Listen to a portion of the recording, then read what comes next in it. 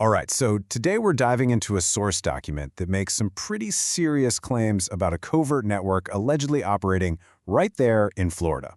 Now, we're not here to prove or disprove any of this. Our goal is just to clearly lay out what this source alleges, step by step.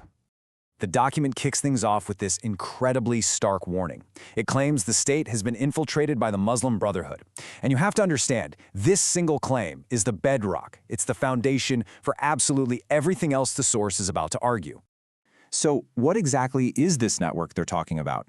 Well, according to the source, it's a multi-generational effort, and it's all centered in Tampa. Their alleged goal? To build what it calls a parallel society.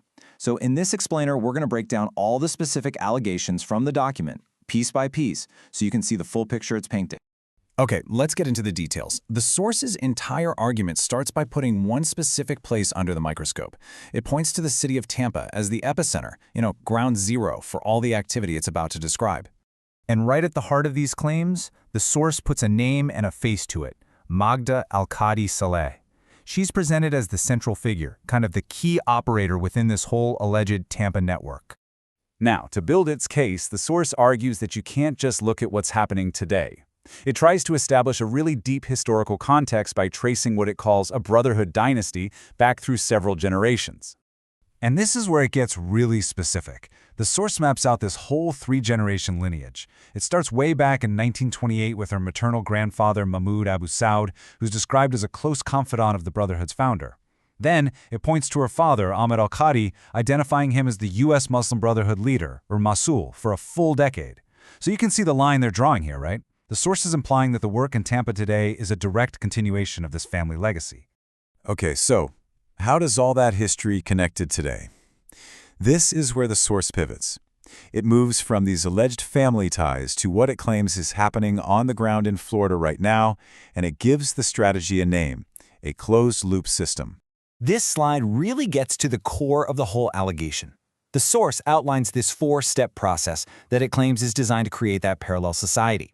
So step 1, isolated education through Islamic schools. Step 2, steering graduates into exclusive Muslim-only professional networks. Step 3 is about developing separate Sharia-compliant systems for essentials like healthcare. And the alleged final step, a form of parallel governance with the community operating under its own leadership, which they call an Amir and a Shura Council.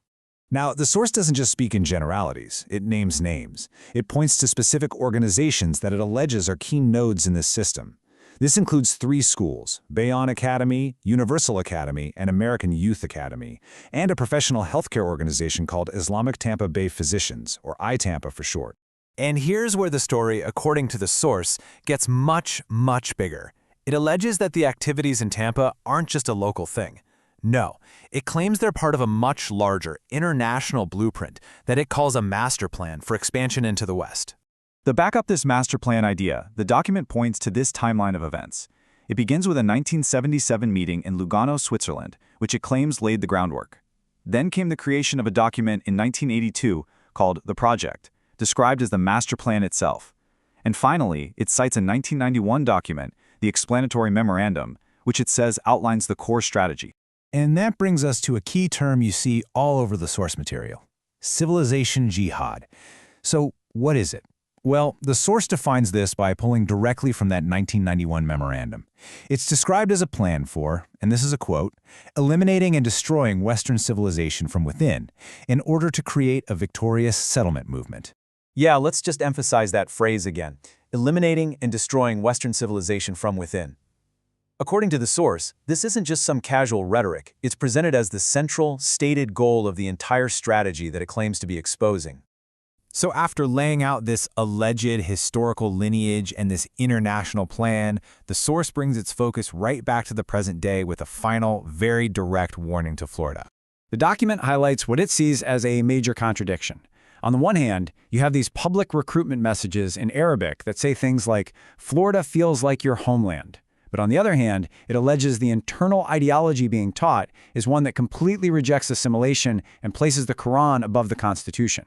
And there's a money angle to this too, a big one.